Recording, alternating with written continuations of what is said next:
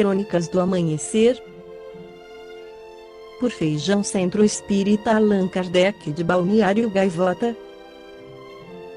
11 de outubro de 2019. E se eu morrer hoje? Marisa Tavares escreveu para a Folha de São Paulo dia 18/08 que o tema dessa coluna pode ser lúgubre, mas não tem nada de agourento ou assustador, uma vez que todos vamos morrer um dia. Se o tempo que nos resta é de semanas, meses, anos ou décadas, tanto faz, ninguém deveria se espantar com a nossa finitude. A resistência em tratar de questões relacionadas à morte acaba tornando a vida dos entes queridos que nos rodeiam ainda mais difícil. No meio da dor da perda, com frequência eles têm que revirar papéis e tomar decisões num estado de grande fragilidade. Uma amiga querida precisou fazer uma cirurgia delicada. Quando fui visitá-la, já totalmente recuperada, ela me disse que, na véspera da operação, pensou em contar para o filho onde estavam guardados documentos, registros de senhas e contatos com gerentes de banco. Acabou não fazendo, com medo de assustar o rapaz, que poderia achar que a mãe mentia sobre a gravidade da situação. Histórias semelhantes se repetem todos os dias, nem todas com um final feliz. Para quem ama os animais, a guarda de um bicho de estimação também é um assunto que deveria merecer atenção. São tristes os relatos de cães e gatos abandonados depois da morte do dono porque não havia ninguém para assumir a tarefa. Deixar as coisas organizadas é a demonstração de carinho pelos que nos rodeiam. Para começar, mantenha os documentos importantes numa pasta. Se precisar de mais de uma, identifique o conteúdo de cada uma com uma etiqueta. Senhas, informações sobre investimentos e telefones de pessoas que devem ser acionadas podem ficar anotados num caderno ou arquivados no computador, mas é indispensável que você explique ao pelo menos um ou dois do seu círculo íntimo como acessar esses dados.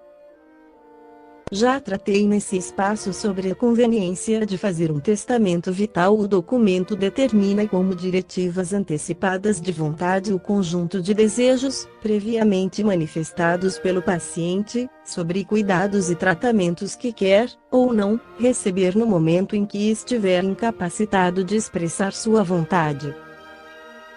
Ter um testamento evita desentendimentos quando há bens, principalmente se a pessoa se casou de novo e há filhos da primeira união.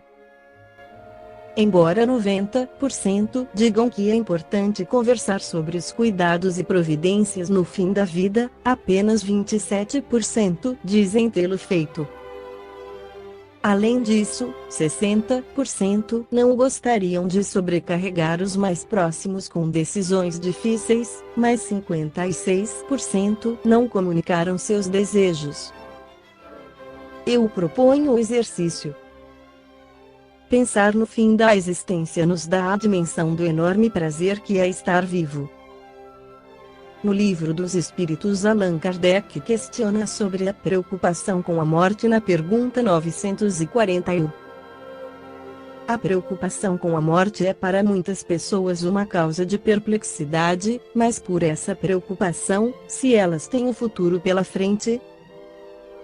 A resposta dos espíritos é errado que tenham essa preocupação. Mas que queres? Procuram persuadi-las, desde cedo, de que há um inferno e um paraíso, sendo mais certo que elas vão para o inferno, pois lhes ensinam que aquilo que pertence à própria natureza é um pecado mortal para a alma. Assim, quando se tornam grandes, se tiverem um pouco de raciocínio, não podem admitir isso e se tornam ateus ou materialistas. É dessa maneira que são levados a crer que nada existe além da vida presente. Quanto aos que persistiram na crença da infância, temem o fogo eterno que deve queimá-los sem os destruir.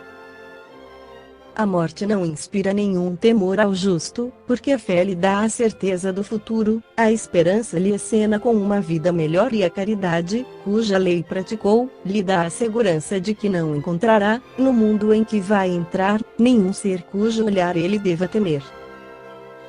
Comentário de Kardec: o homem carnal, mais ligado à vida corpórea do que à vida espiritual, tem na terra as suas penas e os seus prazeres materiais. Sua felicidade está na satisfação fugidia de todos os seus desejos. Sua alma, constantemente preocupada e afetada nelas vicissitudes da vida, permanece numa ansiedade e numa tortura perpétuas. A morte o amedronta, porque ele duvida do futuro e porque acredita deixar na terra todas as suas afeições e todas as suas esperanças. O homem moral, que se elevou acima das necessidades artificiais criadas pelas paixões, tem desde este mundo, prazeres desconhecidos do homem material. A moderação dos seus desejos dá ao seu espírito calma e serenidade. Feliz com o bem que fez, não há para ele decepções e as contrariedades deslizam por sua alma sem lhe deixarem marcas dolorosas. José Herculano Pires, em seu livro Educação para a Morte, afirma que é curioso notar que em nosso tempo só cuidamos da educação para a vida. Esquecemos-nos de que vivemos para morrer. A morte é o nosso fim inevitável. No entanto, chegamos geralmente a ela sem o menor preparo. As religiões nos preparam, bem ou mal, para outra vida. E depois que morremos encomendam o nosso cadáver aos deuses, como se ele não fosse precisamente aquilo que deixamos na terra ao morrer, o fardo inútil que não serve mais para nada. Conclui Herculano Pires, mas a mais difícil tarefa da educação para a morte é precisamente a de quebrar esse condicionamento milenar, integrando os homens numa visão mais realista da vida. Os fatos são de todos os tempos e estão ao alcance de todas as criaturas dotadas de bom senso.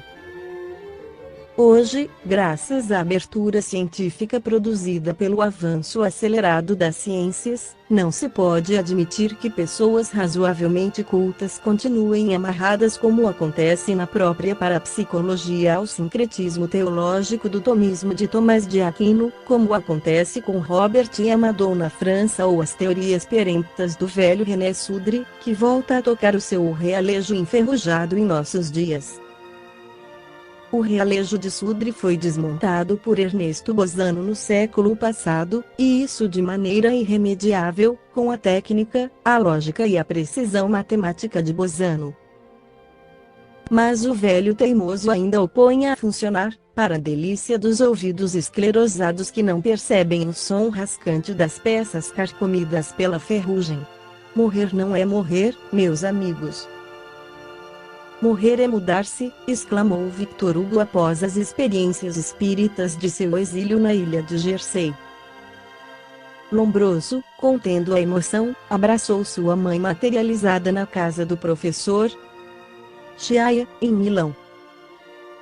Frederico Figner, judeu ortodoxo, tornou-se espírita na seção de Belém do Pará, em que a médium Ana Prado lhe devolveu a filha morta, a menina Raquel, que voltou a abraçá-lo e a sua esposa, sentando-se no colo de ambos e advertindo a mãe de que devia tirar o luto, pois ela, Raquel, como provava naquele momento, não morrera.